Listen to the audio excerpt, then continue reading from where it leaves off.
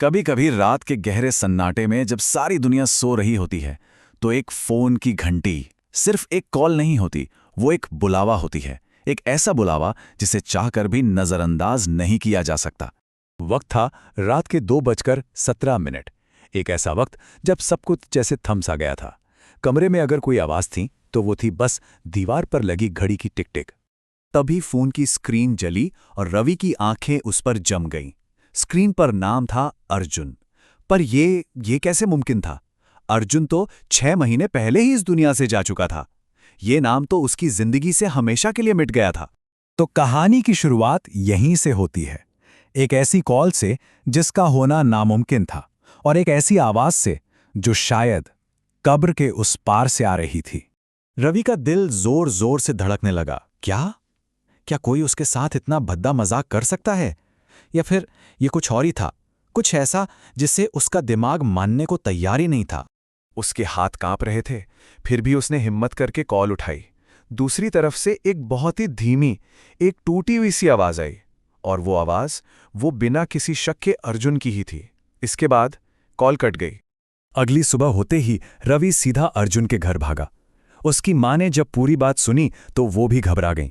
उन्होंने अंदर जाकर एक दराज से अर्जुन का पुराना फोन निकाला, जो हादसे वाले दिन से ही बंद पड़ा था, महीनों से स्विच ऑफ। ये सब समझने के लिए हमें उस रात में वापस जाना होगा। वो रात जो रवि को हर पल, हर लम्हा खाए जा रही थी। वो रात जब सब कुछ बदल गया था।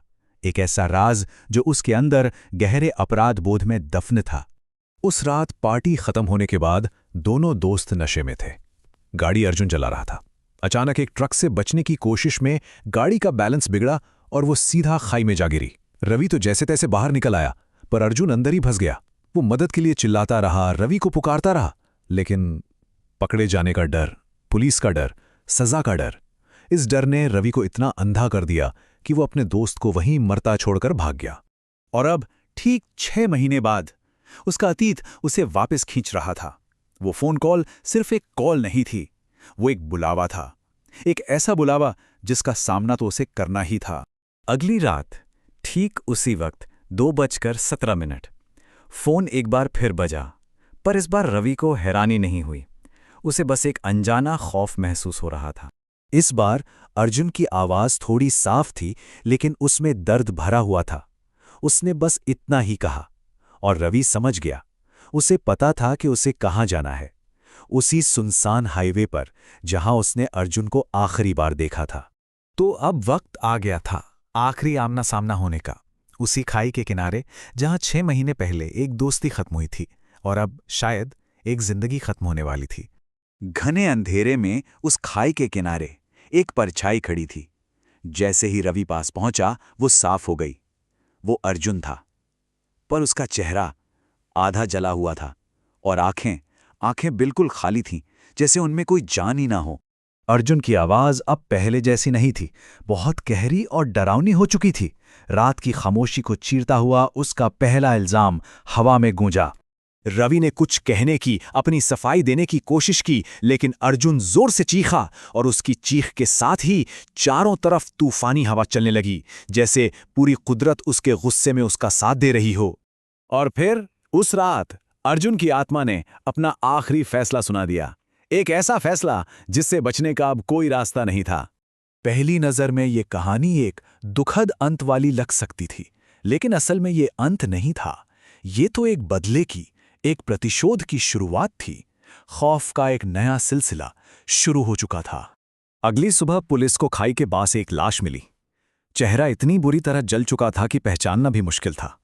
सबको यही लगा कि शायद रवि अपने दोस्त की मौत की जगह गया होगा और गलती से गिर गया। एक हादसा। उस लाश के हाथ में उसका मोबाइल फोन भी मिला, और उसी फोन में इस पूरी कहानी का सबसे बड़ा और सबसे डरावना सबूत छुपा था, कॉल लॉग में। जब पुलिस ने कॉल लॉग चेक किया तो उनके भी होश उड़ गए। फोन पर जो आखिरी मिस्ड कॉल थी वो रवि के ही नंबर पर की गई थी, और कॉल का वक्त वही 2:17। इस बात को 3 दिन गुजर गए। रवि के खाली घर में गहरा सन्नाटा पसरा हुआ था। उसका फोन टेबल पर यूं ही पड़ा था, बंद और खामोश। लेकिन फिर ठीक उसी वक्त रात के 2:17 पर खौफ का वो पहिया एक बार फिर से घुमा। टेबल पर पड़े उस बंद फोन की स्क्रीन अचानक से जल उठी और उस पर एक नामुमकिन नाम चमक रहा था। और फिर उस खाली सुनसान घर में एक हल्की टूटी हुई आवाज गूंजी। पुकार वही थी, बस इस बार पुकारने वाला बदल चुका था। रवि ने अब अर्जुन की जगह ले ली थी।